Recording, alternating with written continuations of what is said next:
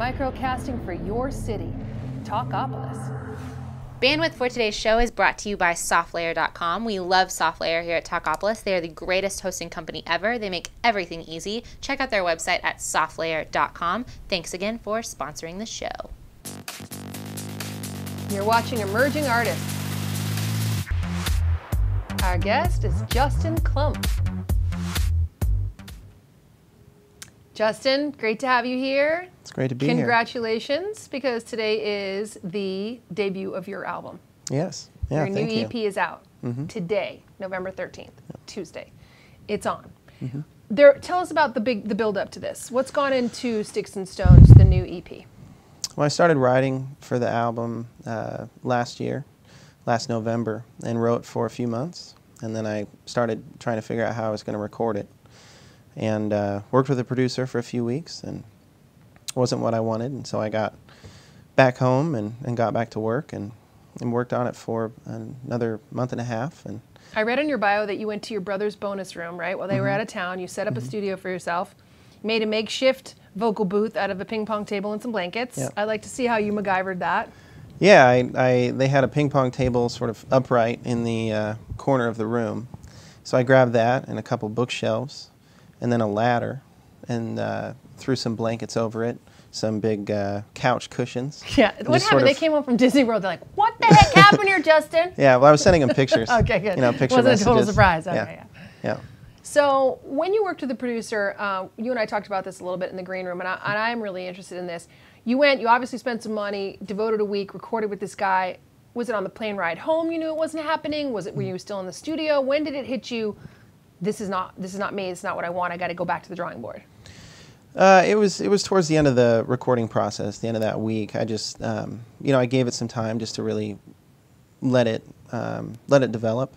But then it got to the point where it just wasn't developing in the way that I wanted it.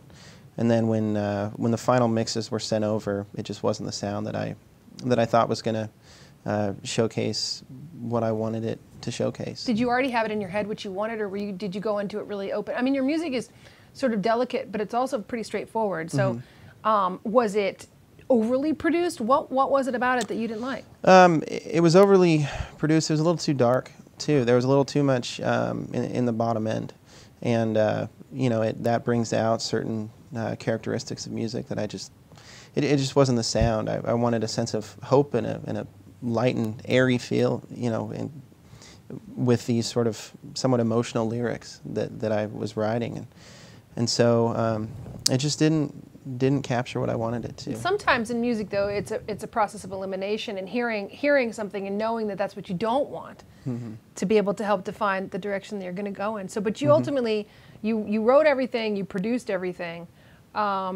Is this something that you would suggest to other self-starters or other musicians to do it this way? Probably not. Yeah, I mean, the one thing that I would suggest is having a clearly defined vision for the sound that you want, because it's important as an artist to be able to articulate that to the people that you're working with. And I mean, I had a very elaborate playlist of songs that I was drawing from to hone that sound, and so I knew that. From the beginning, I spent a lot of time just developing what type of production, what instruments are going to work best with these particular songs, and really spent a lot of time developing that. But when it came to the engineering, doing that myself, I would not suggest that. It's a pain. And the mixing. And the mixing too. Yeah. And mixing, I think it's good to have other ears. But from where I was coming from, I just produced it and recorded it, and thought, I have a little bit of the skill set necessary to mix it. I know the sound I'm going for. The mixing part of recording is such a crucial part of getting the sound that you want. So I just spent a couple more weeks mixing it and getting that right. Who's the first person that you played it for? It was all probably my wife. Yeah. Yeah. What did she think? She loved it. The way that I did it is I built the album with just a bunch of scratch tracks, through different instruments, different parts, and wrote it that way, the production, and then built the actual master tracks. And so she heard the scratch track those versions first, and she was happy with it, and played it for some other friends, some other people that are working in the industry, and I trust their opinion. Yeah, but it's self-released. Are you putting it on your own album? I am. Are you in your own label? Yeah. Okay, cool. Yeah. You made a music video, or 2 music videos for this. One of them is called "I Love You So." Yeah, I Love You So is for, that was for another EP that I did last year. But Sticks and Stones, we did a video for that one, and just put that out about 4 weeks ago. Cool. And which one do we have? Do we have "I Love You So"? Yes. We do. All right, let's take a look at the Justin Klump video, "I Love You So." Microcasting for your city, Talkapolis. Nice. What street were you walking down in that video? It was Hawthorne. It was just right off Hawthorne in downtown Portland, in Oregon. In Oregon. And you're from Vancouver, Washington. Vancouver, Washington, yeah, which is just right north of Portland. It's about 2.5 hours south of Seattle. Did you enjoy the process of making the video?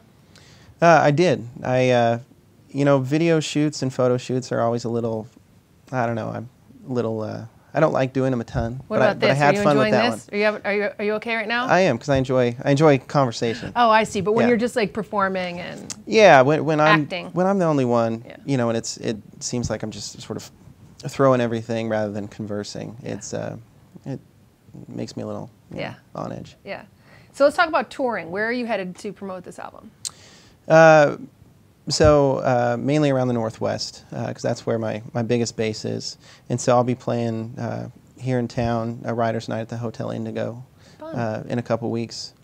And then going home in December, playing Alberta Rose Theater in Portland, Jewel Box Theater in Seattle, and then a place called Zola in Spokane. So you're still working the West Coast, but you live in Nashville? I do. Right. Yeah. My plan is to continue to live here, continue to tour just as much as I have been, work the West Coast, and continue to expand. From here I'll sort of build outwards. But I've toured a lot with colleges, and so I've been around the country. But my biggest audiences are in the Northwest and sort of around like New York, that area. So. Okay, so tell me about one day, one song, one goal on iTunes. You want to chart for one day with backing from your fans, right? All right, so what's the plan? How does that work? Well, I came up with the idea of just trying to blend together the whole idea of the Kickstarter, like the fan funding things, getting the fan base to really mobilize your fan base. And I wanted something that was also going to expand my audience. And so iTunes has one of the biggest music audiences in the world. And so I figured if I can get one song on the charts, that's going to, a lot more people are going to be familiar with my music, or at least see my name. And so I just thought, if I can give my fan base something that they can get behind, something that we can both sort of, or that we can all get excited about, something that they can share with their friends, but something that's small enough that it's not so big that it's confusing. It's one day, one song, one goal. It's just, let's get one song there. When you say chart, what is the chart? 100 or? I think it's 200. Okay. Yeah. For the day. Kind of puts you up there on that high profile. Yeah. So, and that's totally fan driven. So if you get enough hits and likes, that's what pushes it on the chart? Yeah, it's the most downloaded songs, the most downloaded albums, and it's split up. You have the song chart and the album chart, and with iTunes you have the singer-songwriter charts, all the different genre charts. But this is starting today with the release of this album, is that right? Started, I believe, at 12:01 a.m. Oh wow, this is so exciting! So we'll have to see how this works. Yeah, I was a little bit. Yeah, I was a little bit nervous if the album was actually going to go live. I had nightmares that it wasn't even going to go up today. Oh. All these people are going to be excited, but I woke up this morning to, a couple people had already downloaded it. And, oh, good. So what's the review up. The first single? Sticks and Stones is the title track. The title track, and that's up there now. So we need to go to iTunes and check that out. Where else can people check out your music? The best place is my website, which is justinklump.com. It's Klump with a K, like the Nutty Professor. Cool. So that's the hub, and then from there, Facebook, Twitter, Yeah. I have a blog and all that kind of stuff. Awesome. Living the dream. Well, this is exciting. This is definitely the new frontier and the new model on how to, I think, break your music, and you're not afraid to get out there and pound the pavement and play the live shows. Do you play by yourself? I mainly do. I, back in the Portland area, had a band that I played with, but most of my touring has been solo, just because of the ease of traveling with And way to make money. just me and a guitar. Exactly. Yeah. All right. So what are you going to play for us today? Sticks and Stones. Sticks and Stones. I already asked you that. Okay. Time for a little more coffee. When we come back, we're going to hear you play live.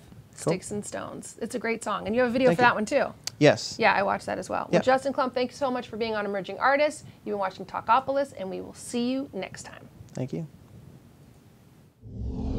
Microcasting for your city. Talkapolis.